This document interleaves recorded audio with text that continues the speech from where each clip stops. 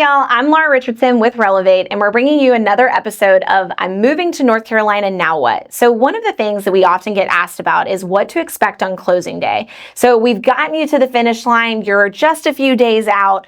What do you do, and why does it all of a sudden feel like you have this barrage of information coming at you? One of the phrases we love using here is that you're going to feel like you're drinking from a fire hose, because that is exactly what it's like when you're buying or selling a home. There's a lot of things that happen in rapid fire, but we want to help prepare you and make sure that you at least are aware that some of these things, some of these steps exist in the process.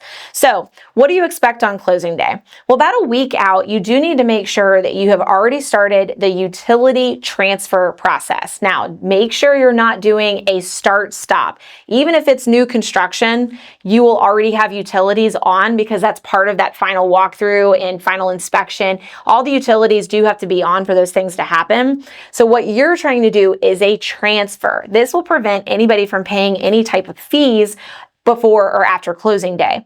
This is also really crucial if you're buying a resale home. So one of the reasons why you want to go ahead and have those utilities lined up is because on closing day, you're gonna do a final walkthrough. I have actually walked through homes that, for whatever reason, the utilities got shut off, which means we can't do a proper investigation to make sure that the house is in the same condition it was when we went under contract, when we did inspections, and now to closing day. So why does that matter when you just assume that the house is in the same condition? Well, sometimes things happen. Utilities end up showing us that something's not working anymore. For example, we've had major lights in the basement, for example, that just died. Like, we didn't know what happened. Was it a light bulb? Was it a utility issue? And it turned out that there was an electrical issue. We were able to get that resolved because the utilities were turned on. In other scenarios, we've walked in where it's been buddied up right next to a holiday. So if the utilities get shut off, then it's going to be days before they get turned back on because of how the holiday and the weekend potentially falls. So be proactive and make sure you set up that transfer, and hopefully your agent is also telling the other side to make sure that it's a transfer and not a start-stop. One of the additional things that you want to consider is wiring your funds pretty far in advance. And by pretty far in advance, I mean like 24 hours. The reason I would say don't wait until actual closing day is because, number one, it takes a while for those funds to move from one place to the other, especially if it's two totally different entities, which often it is, because it's held in a bank and it's moving to a trust account at the closing attorney's office. We've actually had closing delays happen sometimes where, for whatever reason, the bank didn't release the funds as quickly as we thought. And so then the deed can't record because the funds are not there. So until you have clear to close and fund release, nobody can transfer the ownership of the house. So super important about that. Like I said, with your final walkthrough, you want to make sure that you do that. And if you can't physically be here, get your agent to do that for you, because we have walked into homes before where a major system has stopped working. On one of the homes that we walked into, the HVAC system was done. Like, we very clearly could tell that there was hot air coming out of the secondary system. And I'm sure that was really an unfortunate experience for the sellers. But again, they are obligated to keep the home in the same condition it was in the day you went under contract, which includes major systems like that. So it's really important that you kind of verify that all these things are in fact the same way. On the flip side, we've had vendors who have moved stuff out and done damage in the process. I had one really extreme one where the movers dropped a gun safe down a flight of hardwood stairs, and they completely shattered the stairs. It went into a wall and ruined the drywall and the electrical. Well, when that happens, obviously the condition of the home has now changed and it needs to be repaired, because it's not the buyer's responsibility to make those repairs. They don't own the house yet. So definitely make sure that you're reading through things and taking advantage of those opportunities, because that should not be your bill to foot. One of the next steps is going to the actual attorney's office and signing away everything in triplicate. There's a copy for the seller, a copy for you, and then a copy that definitely gets recorded.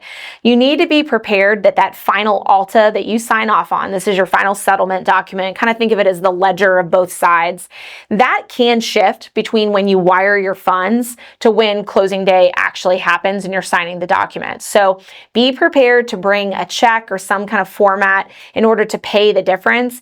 If it's under $1,000, most attorneys' offices will actually not let you wire. They'll make you have another format to pay it. For those of you young kids watching this, a check is like a written form of payment where you actually write the person's name and the amount and the date and you sign it. I know these are hard to come by. A lot of people don't have them anymore, so maybe you can get some temporary ones from your bank, but I would recommend having that for closing day. Another thing that's super important to understand is that once you sign everything, that's not when you get the keys. It's actually when the deed records on the house. So I would really recommend, if at all possible, try to get a morning closing time. The further in the day you get, the further in the queue you are for deed recordation. So all this goes to the Register of Deeds, and if it's a busy day, or like it's before a holiday, which tends to be really busy, you could end up so far in the queue that there's just not enough time in the day, and at 5 o'clock they stop recording. If you're not in that initial batch, you may not record that day. Well, if you don't record, the deed is now not in your name, meaning you are not the new homeowner and you can't move in. So be prepared for stuff like this to happen. Also be really prepared if it's near a weekend or a holiday, because then you have multiple days where you kind of have to wait. You can't have access to the home. So if you have movers or you need to move somewhere else, like you might end up in a hotel for a couple of days. So have a backup plan just so you don't take an already really stressful situation and make it even more stressful for you and your family. Be prepared, think through that.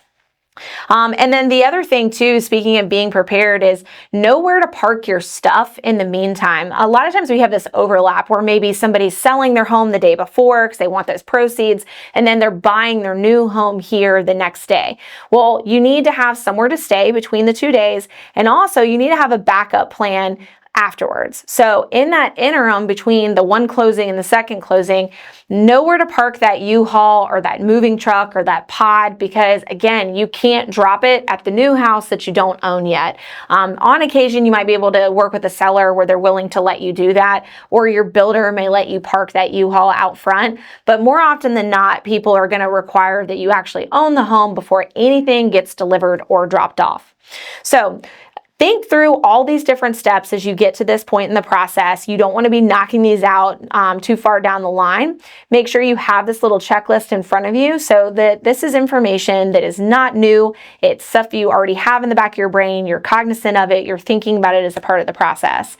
Be sure to like, share, and follow so that you are in the know for future videos that we drop that can be very helpful when you're moving to North Carolina. I'm Laura Richardson with Relevate, and we'll see you next time.